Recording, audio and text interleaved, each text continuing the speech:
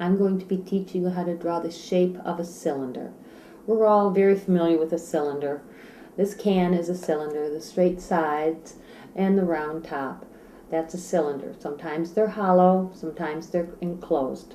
I'm going to show you an easy way to draw a cylinder. You start with straight lines, one for each side, and then you connect the top with an oval, and then you connect the bottom with an oval. That's your basic cylinder. Now you can make long lines for the side and close the top with a small hole and close the bottom with a small oval, and that would be a pole. Maybe a pole someone wants to hang hanging flowers on. There's whatever you can use a pole for. You can also use a cylinder to make, say, a flower pot.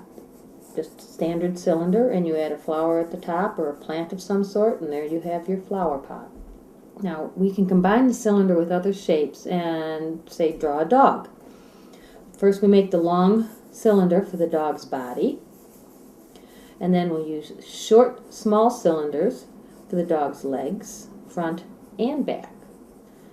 Then we'll combine it with a circle for the head and a cone for the neck, and then a smaller cone for the nose and for the ears, and then we have a little dog.